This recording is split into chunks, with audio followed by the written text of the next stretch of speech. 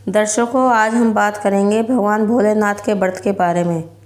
भगवान भोलेनाथ शिव शंकर जी हैं। इनको भोलेनाथ इसलिए कहा जाता है कि भोले हुए हैं, जल्द ही प्रसन्न हो जाते हैं और जल्दी क्रोधित हो जाते हैं। भगवान शिव को प्रसन्न करने वाला व्रत और उनका आशीर्वाद पाने वाला व्रत सोमवार सबसे आसान व्रतों में से एक है।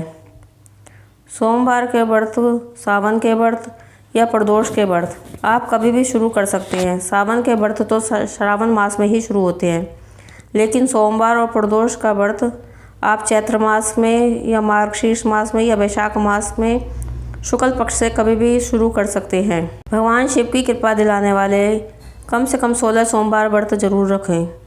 सोमवार का दिन भगवान शिव को समर्पित होता है, इसलिए शिव परिवार की पूजा अर्चना करनी चाहिए। पूरे परिवार में माँ पार्वती, गणेश जी, कार्तिकेय, नंदी और सर्प यानी समस्त परिवार की पूजा करनी चाहिए।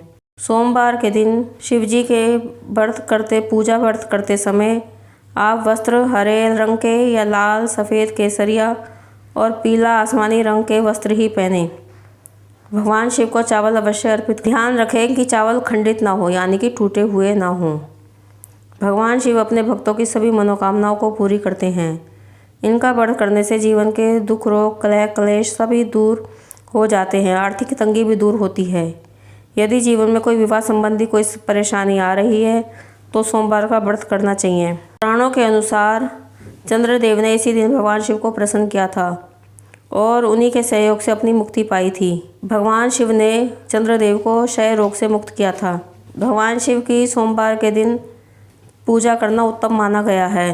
धार्मिक दृष्टिकोण से शरीर के लिए व्रत रखना अच्छा माना गया है। शरीर के डाइजेशन सिस्टम को आराम मिलता है, मेटाबॉलिक रेट बढ़ जाता है। लेकिन हमें कुछ बातों का ध्यान रखना चाहिए, नहीं तो हो सकता है कि हमें व्रत की जगह नुकसान हो जाए। सावन मास में शिव जी के व्रत रख सकते हैं। सोमवार का रखा हुआ है या सावन का व्रत रखा है तो सबसे पहले सुबह स्नान करके शिव जी पर जल चढ़ाएं और उसके बाद पूजा पाठ करें। व्रत में आप नींबू की शिकंजी, नारियल के पानी से भी आप व्रत को शुरुआत कर सकते हैं। व्रत के दौरान शरीर में पानी की कमी नहीं होनी चाहिए, इसलिए कम से कम 6-7 गिलास पानी अवश्य ही पिएं। ऐसे फल शामिल करें जिसमें पानी की मात्रा अधिक हो, जैसे लीची, अंगूर, मौसमी, संतरा इत्यादि। व्रत के दौरान कभी भी तली भुनी चीज़ें ना खाएं।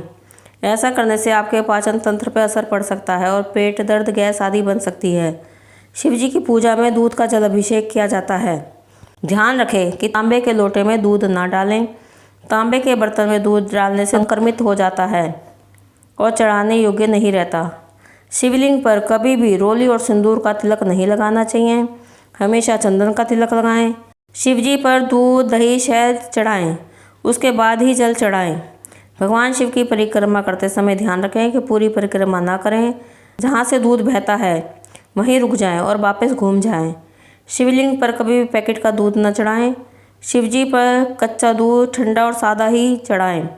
यदि घर में शिवलिंग रखा हुआ है तो ध्यान रखें कि शिवलिंग किस धातु का बना हुआ है। शिवलिंग किसी भी धातु का बना हुआ हो, लेकिन उस पर नाग जरूर लिपटा हुआ हो। शिवलिंग पर जल चढ़ाते वक्त ध्यान रखें कि जलधारा शिवलिंग पर ही चढ़े।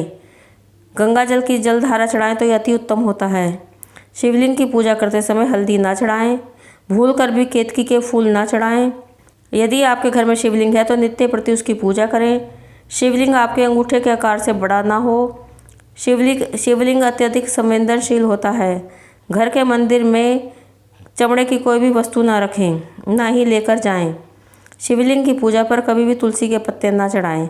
शिवलिंग के समीप पार्वती, गणेश जी की मूर्ति जरूर होनी चाहिए।